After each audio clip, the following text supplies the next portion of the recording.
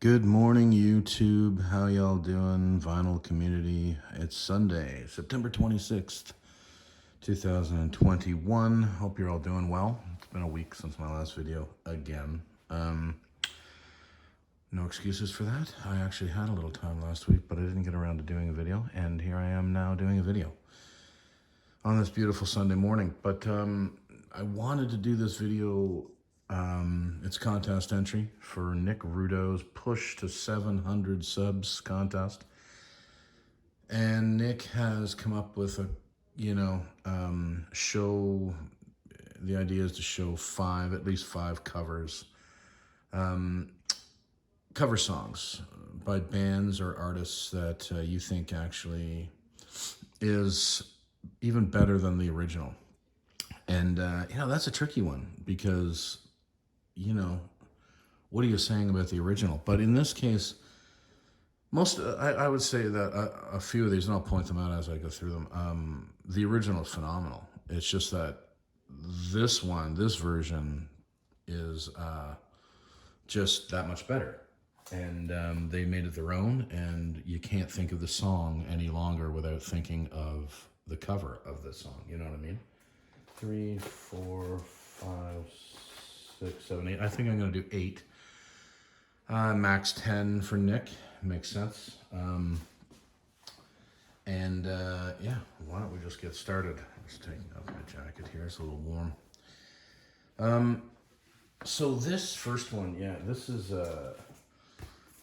1979. Pretenders put out their debut record, and they have a cover. It's the first single, I think, was released, called Stop Your Sobbing.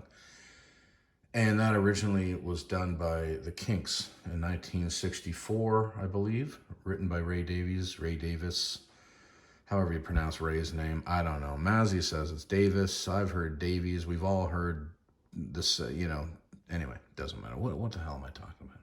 It's early, folks. I haven't even woken up. It's 10 a.m. Anyway, Pretenders, 1979, first single, a cover of Stop Your Sobbing. Phenomenal cover. They just knocked it out of the park, and I've always loved that track, and I've always loved that version of the song, and the Kinks version obviously was great too, as the original, but I do think of the song more with the Pretenders because it was a phenomenal cover. All right, number one.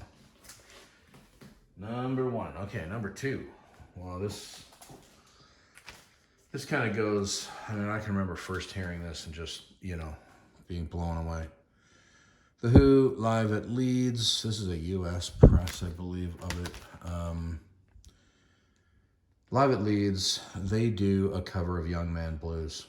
And, it was just enormous. It was a version of it that probably nobody expected, because the original was done by, I think it was a piano jazz artist. He was Mose Allison, wrote it in the late 50s. I think it was 57 or 58 or something like that. And The Who took that song, turned it on its head, and just blew it apart. It was just unbelievable. Still is. And you want to hear some incredible drumming by Keith Moon, that is a song to listen to live. I don't know. It was like the gods shined down on The Who that night. They were just unbelievable. Anyway, The Who, Young Man Blues. Third one. It took me, as a kid, I didn't realize this. I didn't realize Black Magic Woman wasn't a Santana original. So Black Magic Woman, off his second record, Fleetwood Mac, or Peter Green of Fleetwood Mac, wrote the original. I learned that, in the 80s or whatever that was, and late 80s, and I was just blown away. I had no idea that Black Magic Woman was not a Santana original, but it wasn't. But he certainly made it his, and the band's. And I can't even think of the song. And again, the Fleetwood Mac original is fantastic. Really, really good song. But Santana's is just that much better. It's just incredible. So Santana, Black Magic Woman. I guess that's number 3. Number 4.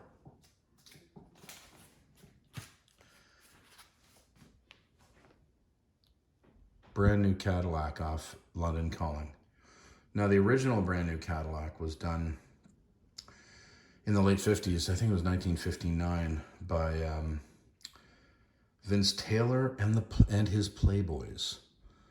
But once again, the Clash, you know, it just made it their own. And Brand New Cadillac is, I can remember being a kid and just, yep, side one, second track. I can remember being a kid first hearing that and just being blown. I loved it. I loved every second of this record. But Brand New Cadillac, short and to the point, and just kicks your ass, like everything the Clash did. So good. Brand New Cadillac. Standing up the records down below. Pardon me. All right, this is a good one too. So Aretha Franklin, Lady Soul. This is a 1968 record? Pretty sure. Might be. Anyway, Come Back Baby off of the second side, I believe.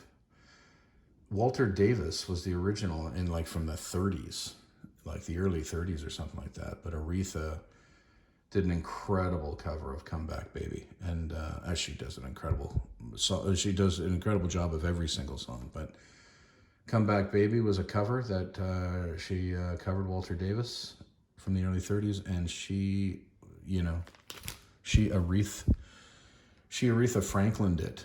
And it is now an Aretha song, period. Anyway, Come Back Baby by Aretha Franklin. Great Walter Davis cover. All right. I'm cooking along here. Love it. Shouldn't be too long a video. What do we got next? Oh, yeah. First Led Zeppelin record. I mean, there's a few covers on this. But the one I wanted to mention was Babe, I'm Gonna Leave You. Originally written in the late 50s by Anne Bredon. I think she did a recording of it as well. And then Joan Baez recorded it in 1962 for a live record, Babe, I'm Gonna Leave You. And then, again, one of those songs I never realized wasn't one of theirs until I actually figured that out. Zeppelin made it their own, and it's never been anything else but a Led Zeppelin song now.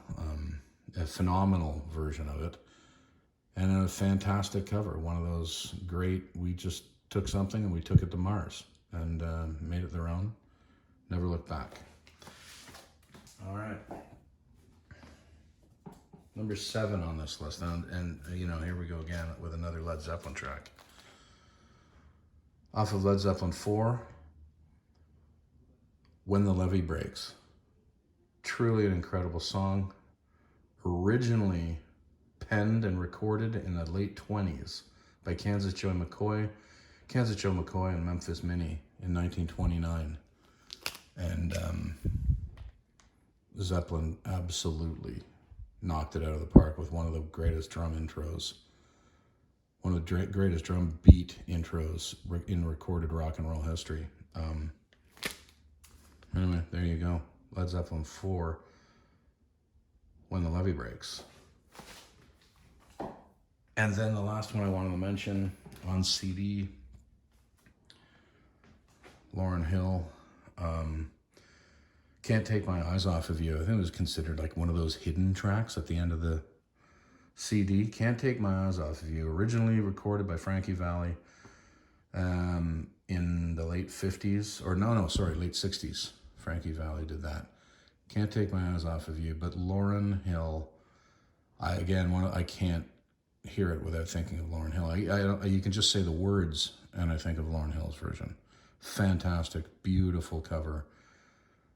She owns it. She completely owns that song now. Anyway, that is my intro to Nick Rudow's Push to 700 cover contest. Loved it. That was a great idea, Nick. Thanks for putting that on, or putting this on. And Vicar and Vinyl is going to go enjoy his Sunday. Later, all.